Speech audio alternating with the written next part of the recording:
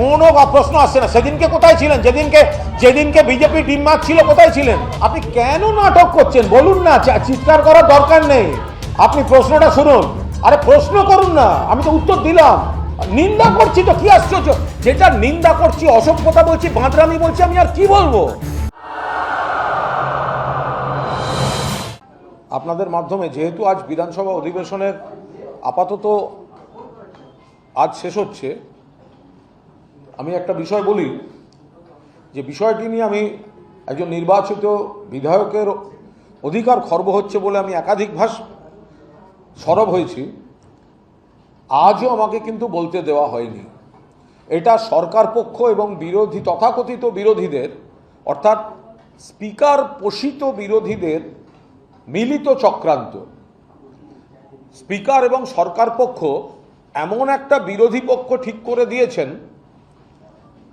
যারা সরকারের যথাযথ সমালোচনা করবে না, সরকারের পছন্দ মতো কথা বলবে। গতকাল ফিরহাদ হাকিম এখনকার নগরায়ণ মন্ত্রীকে, নিশ্চিতভাবে নগরায়ণ মন্ত্রী তিনি কাজ করার চেষ্টা করছেন, এত তাড়াতাড়ি সমালোচনার জায়গাও আসেনি, কিন্তু এই তথাকথিত স্বীকৃত যারা বিরোধী, এটা সরকারের পোষা, সরকারের বি টিম, সরকারের অপছন্দের কথা এই তথাকথিত বিরোধীরা বলছে না। আর যারা বলতে চাইছে, আমাকে আজকেও আমার নাম কাটা হয়েছে। কালকে প্রথমে আমাকে বলা হলো একটা রফা, যে অমুক বিলটায় আপনি বলুন। এরপর জানিয়ে দেওয়া হলো না, ওপর মহলে নির্দেশ আছে, আপনাকে বলতে দেওয়া যাবে না। এটা কি হচ্ছে? বিধানসভায় একজন নির্বাচিত বিধায়ক, বলা হচ্ছে ওপর মহলের। কোন ওপর? অনৈতিকভাবে বিতর্কিত বিচারাধীন বিষয় মহামান্য স্পিকার একটা গ্রুপকে বিরোধী স্বীকৃতি দিয়েছেন। নিয়ম মতো স্বীকৃতিটা পাওয়ার কথা দল হিসাবে দলনেতা শোভনদেব চট্টোপাধ্যায়। যেহেতু বিজেপি এবং সরকার পক্ষ দয়া করে বসিয়েছে, তাই তাদের দিয়ে তাদের পারপাস সার্ভ করাচ্ছে। অর্থাৎ সরকারটাও বিজেপি চালাচ্ছে, এই বিরোধীরাও বিজেপি চালাচ্ছে। এই বিরোধীরা যারা আছে, তথাকথিত বিরোধী, পালিশ চাটা যাদের নেতা, স্পিকার একটা জেনুইন ভদ্রলোক, একজন প্রতিষ্ঠিত সিএ, তাকে তার দলের লাইনে চলতে হচ্ছে, সেটা তো রাজনৈতিক বিষয়। বাট তিনি একটা রেপের মামলার আসামি, তাকে কোন রুচিতে বিরোধী দলনেতার স্বীকৃতি দিলেন? কারণ সরকার জানে ওকে বা ওদেরকে বকলেস পরিয়ে রাখা যাবে। যাদের বিরোধী বলে স্বীকৃতি দেওয়া হয়েছে তাদের এলাকার মানুষকে বলছি, একটা এলাকায় যাব, আপনি যাদের বিজেপি বিরোধী বলে ভোট দিয়েছেন, সেটা ঋতব্রত হতে পারে, বালিশব্রত হতে পারে, আখরুজ্জামান হতে পারে, প্রসূন ব্যানার্জি হতে পারে, যারা ওদিকে আপনারা ভোট দিয়েছেন বিজেপির বিরুদ্ধে, আপনাদের নেতারা কলকাতায় বসে, আপনার বিধায়ক কলকাতায় বসে বিজেপির সঙ্গে আঁতাত করছে, হোটেলের মিটিংয়ে যাচ্ছে, বিজেপির দালালি করছে। তারা এলাকায় যাচ্ছে, এলাকার মানুষের পরিষেবা, সার্টিফিকেট ইত্যাদি, এই বিধায়করা সেই পরিষেবা আপনাদের দিচ্ছেন। ভালো করে ভেবে দেখবেন, এরা শুধু কলকাতায় নিজেদের সুবিধার জন্য ব্যক্তি স্বার্থে বিজেপির দালালি করে যাচ্ছে। আমাকে আজও বলতে দেওয়া হলো না। বিধানসভায় বলতে না দিলে জীবন ব্যর্থ হয়ে যাবে, এরকম কোনো ঘটনা নয়। কিন্তু আমি একজন নির্বাচিত বিধায়ক, কেন আমাকে বলতে দেওয়া হবে না? কেন আমাকে চক্রান্ত করে আটকানো হবে? বিজেপির সরকার পক্ষের নির্দেশে বিজেপি পোষিত স্পিকার নিযুক্ত রীতি বহির্ভূত তথাকথিত বিরোধীদের সামনে রেখে এই খেলাটা খেলা হচ্ছে। কখনো আমি প্রতিবাদ করলে বার করে দেওয়া হচ্ছে, কখনো আমার বিরুদ্ধে প্রিভিলেজ আনা হচ্ছে, এবং স্ট্যান্ডিং ইনস্ট্রাকশন কুণাল ঘোষকে বলতে দেওয়া যাবে না। কারণ কুণাল ঘোষ যদি বলে তাহলে সরকার পক্ষ অস্বস্তিতে পড়বে। তাই পোষা বক্তাদের দিয়ে ওদের বলাতে হবে। আমাদেরও যারা বক্তা আমাদের এদিককার, তাদেরও যথাযথ সময় দেওয়া হচ্ছে না, প্রস্তুত হওয়ার সময় দেওয়া হচ্ছে না। আমাকে না দিলে আমার বদলে যাকে দেবে তাকে যথাযথ সময় দেওয়া হচ্ছে না, তাকেও তো প্রস্তুত হতে হবে। আমার পরিষ্কার বক্তব্য যে আমি একজন বিধায়ক, সরকার পক্ষ এবং বিরোধী পক্ষ মিলে, বিরোধী মিন্স তথাকথিত বিরোধী, বালিশ বিরোধী মিলে আমাকে কণ্ঠরোধ করার জন্য এইভাবে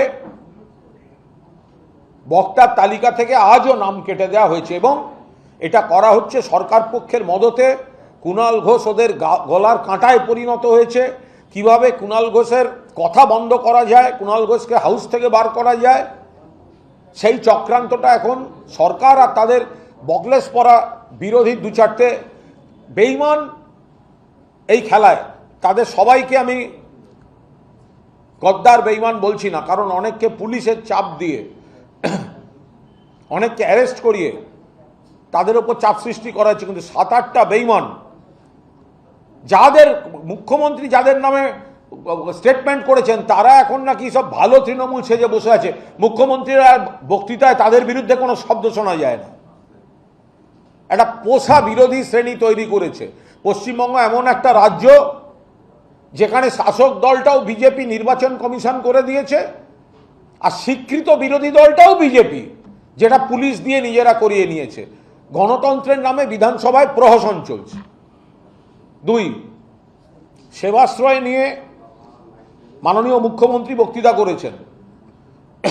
আমি সেবাশ্রয় দেখিনি, আমি জানি না, আমার সেবাশ্রয় সম্পর্কে কোনো ধারণা নেই, তার বিষয়ে কোনো বলার কিছু ইচ্ছাও আমার নেই।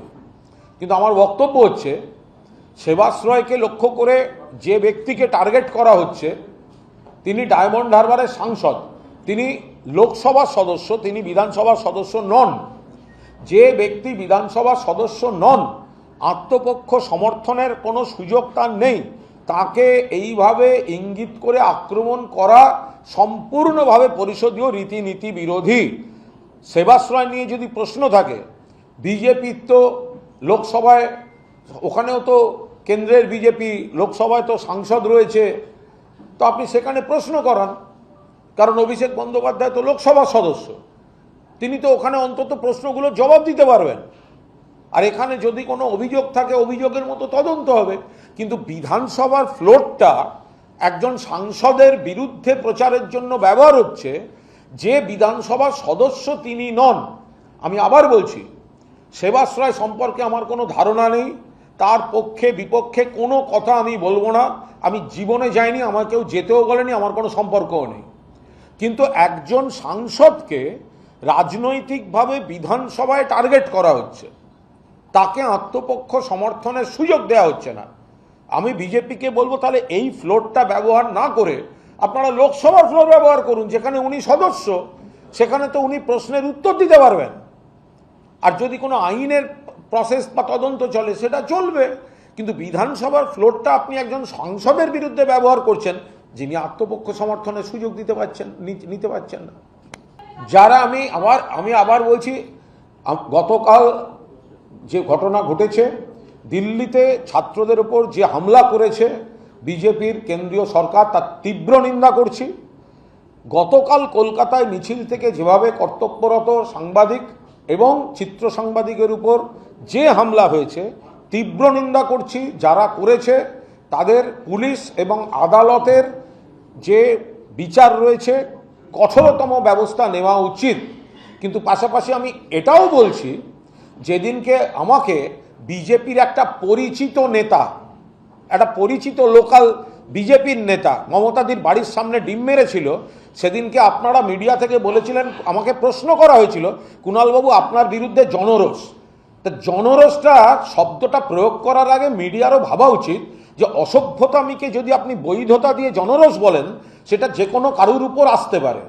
আমি আজ থেকে সাংবাদিকতার সঙ্গে যুক্ত নেই, আমি জানি কোনটা জনরোষ আর কোনটা বাঁদরামি।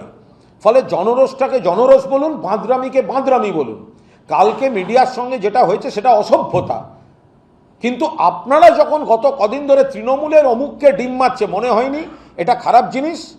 তখন কি বলেছেন? জনরোষ অ্যাঙ্গেল থেকে দেখিয়েছেন, অ্যাঙ্গেল থেকে।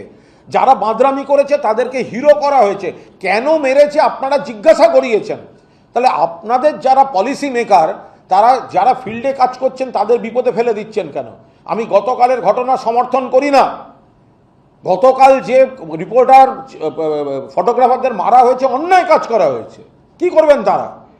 কিন্তু যারা মানে আপনার স্টুডিওতে বসে বা কাগজের মাথায় বসে যারা আপনারা তখন ডিম থেরাপি শব্দটা চালু করছেন, সেটা আপনাদের গায়ে পড়ে গেলে তখন আপনারা ভাবতে বসলেন যে জনরস কোনটা আর অসভ্যতা কোনটা। আমি বলছি, আমি কুণাল ঘোষ মমতা ব্যানার্জির বাড়ির সামনে থেকে বেরিয়েছি, বিজেপির একটা ছেলে আমার ডিম মারলো, কতগুলো অ্যাঙ্গেল থেকে আপনারা দেখিয়েছেন। হেডিং ছিল এবার জনরোষের শিকার কুণাল ঘোষ। একবারও তো বললেন না বিজেপির হামলা কুণাল ঘোষের ওপর। আজকে আপনি আমায় প্রশ্ন শেখাচ্ছেন? আগে ঠিক করে শিখতে শিখুন জনরোষ কোনটা, বাঁদরামি কোনটা। কোনো প্রশ্ন আসছে না। সেদিনকে কোথায় ছিলেন? যেদিনকে বিজেপি ডিম মারছিল কোথায় ছিলেন? আপনি কেন নাটক করছেন বলুন না, চিৎকার করার দরকার নেই। আপনি প্রশ্নটা শুনুন। আরে প্রশ্ন করুন না, আমি তো উত্তর দিলাম। নিন্দা করছি তো, কি আশ্চর্য? যেটা নিন্দা করছি, অসভ্যতা বলছি, বাঁদরামি বলছি, আমি আর কি বলবো? সাংবাদিককে আক্রমণ করা হয়েছে, মহিলা সাংবাদিক নিগৃহীত হয়েছেন, চিত্র সাংবাদিকের চোখের ওপর লেগেছে, বলছি তো বাঁদরামি, অসভ্যতা। আমি এর থেকে আর কি নিন্দা করব? আপনি কিভাবে বলছেন যে আমি নিন্দা করছি না? যখনই এই ধরনের ঘটনা ঘটেছে আমি নিন্দা করছি। কিন্তু আপনাদের এটা মানতে হবে, যখন বিজেপির একটা ছেলে দাঁড়িয়ে কুণাল ঘোষকে ডিম মারছে তখনও আপনারা জনরোষ বলেছেন, আপনারা কিন্তু বিজেপির অসভ্যতাটা বলেননি। আপনি কি প্রশ্ন করবেন আপনার ব্যাপার, আপনার অধিকার আছে, আমারও উত্তর দেওয়ার অধিকার আছে। মহিলা সাংবাদিকের গায়ে হাত পড়েছে, 100 বার নিন্দা করছি, আপনার থেকে জোরে নিন্দা করছি। কাল যারা করেছে বাঁদর, অসভ্যতা হয়েছে। ফিল্ডে ছেলেমেয়েরা কাজ করছে, যে রিপোর্টার ফটোগ্রাফার কাজ করে সে জানে না চারপাশে ভিড়টা কোথায় চলে যাচ্ছে, সে তার মতো করে কাজ করে যাচ্ছে। সে তার নজর থাকে, যে ক্যামেরায় কথা বলছে তার নজর থাকে শুধু ক্যামেরার লেন্সের মধ্যে। সেদিনকে কুণাল ঘোষেরও তাই ছিল। যেদিন কুণাল ঘোষ বাইট দিচ্ছিল ক্যামেরার লেন্সে চোখ ছিল, পাশ থেকে একটা বিজেপির ছেলে এসে ডিম মারলো। আপনারা দেখিয়েছেন জনরসের শিকার কুণাল ঘোষ। সেদিন বলেননি যে বিজেপির অসভ্যতা, সেদিন বলেননি এইভাবে ডিমটা মারা উচিত নয়, সেদিন বলেননি। কুণাল ঘোষ মিডিয়ার অনুরোধে দাঁড়িয়েছিল। কুণাল ঘোষ সেদিন বলেছিল আমার কিছু বলার নেই। আপনাদের অনুরোধে কুণাল ঘোষ দাঁড়িয়েছিল, সেই সুযোগ নিয়ে এই অসভ্য বাঁদরগুলো আমায় ডিম মেরেছিল। আর আমাকে টিভিতে দেখতে হয়েছে এবার জনরসের শিকার কুণাল ঘোষ। কিসের জনরস? আমি একা একা হেঁটে চলে বেড়াই? মিডিয়ার উপর আক্রমণ হয়েছে নিন্দার, মিডিয়ার সঙ্গে অসভ্যতা হয়েছে নিন্দার। আমি তো বলছি কয়েকটা বাঁদর অসভ্যই কাজ করেছে। এর থেকে কোন ভাষায় বলবো বলুন? মাইকে তো জোরে বক হয়, এগুলো বলা যায় না। আমি যদি দলের সাধারণ সম্পাদক হই তাহলে তো আমি নিশ্চিতভাবে আমি তাতে নিন্দা করেছি এবং পোস্ট করেছি, আমি নিশ্চয়ই সেটা খোঁজ নেব। এবং আপনারাও নিশ্চয়ই জানেন যে সর্বভারতীয় তৃণমূল কংগ্রেসের সঙ্গে সংবাদ মাধ্যমের যথেষ্ট ভালো সম্পর্ক, এবং এই ধরনের ঘটনার তীব্র নিন্দা অতীতেও সর্বভারতীয় তৃণমূল কংগ্রেস করেছে। কিন্তু আপনাদের একটুখানি এটাও বিবেচনা করতে হবে, সাংবাদিকদের সঙ্গে সর্বভারতীয় তৃণমূল কংগ্রেসের যথেষ্ট ভালো সম্পর্ক। কিন্তু আপনাদেরও ভাবতে হবে যে তৃণমূলের কেউ কখনো বিজেপি বা অন্য কেউ আক্রমণ করছে তখন আপনারা সমানে দেখিয়ে গিয়েছেন জনরসের শিকার। যারা জয় শ্রীরাম বলে ইট মেরেছে, ডিম মেরেছে বা আক্রমণ করেছে, আপনারা নানা অ্যাঙ্গেল থেকে দেখিয়ে গেছেন। একবারও বলেননি যে রাজনৈতিক লোকেরা অর্গানাইজড হইতে তৃণমূলকে অ্যাটাক করছে। তৃণমূল মার খেলে আপনারা আগাগোড়া দেখিয়ে গেছেন জনরসের শিকার। ফলে জনরস আর অসভ্যতাটাকে মিডিয়াকেও তো অনুরোধ করবো আপনারা একটু আলাদা করে দেখাবেন। এমন একটা কালচার, এই হামলাটা, বিশৃঙ্খলতা, বাঁদরামিটাকে যদি আপনারা বৈধতা দিতে যান, আজ আমাদের ঘাড়ে, কাল আপনার ঘাড়ে, পরশু অন্যদের ঘাড়ে, এই কালচারটা হতে পারে না কখনো যে রাস্তায় একটা সাংবাদিক কাজ করবে তাকে মারা হবে। পুলিশ কাস্টডিতে কেউ আছে, যদি কেউ অন্যায় করেছে কি করেনি পুলিশ কাউকে ধরেছে, তাকে ধরে ওখানে ইট মারা হচ্ছে, মারধর করা হচ্ছে, বড় বড় ক্যাপশন যাচ্ছে জনরোষ জনরোষ জনরোষ। আপনারা তাকে হিরো তৈরি করেছেন এই হামলাটাকে। কোথাও তো একটা থামতে হয়। পুলিশের উর্দিতে ডিম পড়ছে, সেটাকেও একটা হিরোইজমের মতো দেখানো হয়েছে। তখন তো অ্যারেস্ট হয়নি একজনও। পুলিশকেও তো ডিম মারা হয়েছে, পুলিশ যাকে ধরে নিয়ে যাচ্ছে তাকে মারতে গিয়ে পুলিশকে ডিম মেরেছে, কই অ্যারেস্ট তো হয়নি। আমি আবারও বলছি যাদের মারা, যাদের কালকে মিডিয়ার যাদের গায়ে হাত পড়েছে, কোনোভাবে মিডিয়াকে আক্রমণ করা উচিত হয়নি, কোনো কথা হবে না এই নিয়ে। মিডিয়া গেছেন খবর করতে, যে কোনো ইনসিডেন্ট, বিশেষ করে যারা ফিল্ডে কাজ করেন তাদের যেতে হয়, তাদের কভার করতে হয়। ফলে বিভিন্ন সময়ে বিভিন্ন যুগে কর্মরত সাংবাদিকদের উপর গায়ে হাত পড়া এটা কোনো কাজের কাজ হতে পারে না। না, এটা হচ্ছে যে আমি সাংবাদিকদের উপর হামলার আমি তীব্র নিন্দা করছি, তাদের কড়া শাস্তি হওয়া উচিত। বাট কোনো গণ আন্দোলনে যদি কেউ থাকেন, সঙ্গে তাদেরকে গুন্ডা দমন আইন দেয়া, এইটা কোনোভাবে সমর্থন করা যায় না। যদি কাউকে সন্দেহ হয়, যদি কাউকে আইডেন্টিফাই করা হয়, যদি কাউকে করা হয়, তাকে পুলিশ ধরবে, কোর্টে প্রডিউস করবে। কোর্ট যদি মনে করে পিসি দেবে, মনে করে জেসি দেবে, মনে করে বেল দেবে। কিন্তু গুন্ডা দমন আইন মানে যাদের আটক করা হয়েছে তাদের মধ্যে সকলেই দোষী কি দোষী নয় এটা জানার তো কোনো সুযোগ নেই। আমি সরকার যদি বিশৃঙ্খলা সৃষ্টিকারী বা সাংবাদিকদের উপর হামলাকারীদের গ্রেফতার করে থাকেন, আমি সমর্থন করছি। কিন্তু গুন্ডা দমন আইন প্রয়োগ বা এমন কোনো আইন প্রয়োগ, তাহলে তো কোনো আন্দোলনই কখনো করা যাবে না। এটা কি করে হতে পারে? যদি যারা একটা কজে আন্দোলন করছেন, এবার সেখানে সামান্য এদিক ওদিক হলেই যদি গুন্ডা দমন আইন প্রয়োগ হয়ে যায় বা অন্য কিছু প্রয়োগ হয়, তাহলে তো আর গণতান্ত্রিক আন্দোলন বলেই কোনো কিছু হবে না। কিন্তু যারা গন্ডগোল ভাঙচুর বা সাংবাদিকদের গায়ে হাত দেওয়া করেছে তাদের তো অ্যারেস্ট হওয়া উচিতই। অত্যন্ত ইঙ্গিতপূর্ণ এবং বাজে ঘটনা। তাহলে দিল্লিতে যে মারটা হলো ছাত্রদের উপর বা বিক্ষোভে, সেটা কি হচ্ছে? এই বিজেপি একটা ফ্যাসিবাদী, স্বৈরাচারী, দমন পীড়ন, লাঠি, কাঁদানে গ্যাস, পুরো এই কালচারে চলে গেছে। সেটা দিল্লিতেও। আর কাল আমাদের আজকে তৃণমূলের ছাত্র যুবদের মিছিল, কাল সন্ধ্যাবেলা পারমিশন দিয়েছে, রাতে আবার না, আবার এখন কোর্টে, আমরা কোর্টে গেছি, আমি এখন ওখানে যাচ্ছি স্পটে। আমি আবার বলছি, যদি কেউ দোষ করে থাকে এবং হামলায় যদি করে থাকে, কোনো কাউকে কোনো কজে সমর্থন করতে যাওয়াটা কিন্তু দোষের মধ্যে পড়তে পারে না। একটা মিছিল একটা কজে ডাকা হয়েছে, সেখানে শুধু তারাই আছে আর বাকি কেউ নেই, এটা তো হতে পারে না। এরকম অনেক আন্দোলন আছে, কোনো পেশার হতে পারে, কোনো সেকশনের হতে পারে, তাদের প্রতিবাদ, আপনি তাকে সমর্থন করতে যেতেই পারেন। কিন্তু সেখানে যদি কেউ অন্যায় কাজ করে থাকে, বিশৃঙ্খলা করে থাকে, আইন শৃঙ্খলা হাতে নিয়ে থাকে, সাংবাদিকদের মেরে থাকে, তাদেরকে অ্যারেস্ট করতেই পারেন।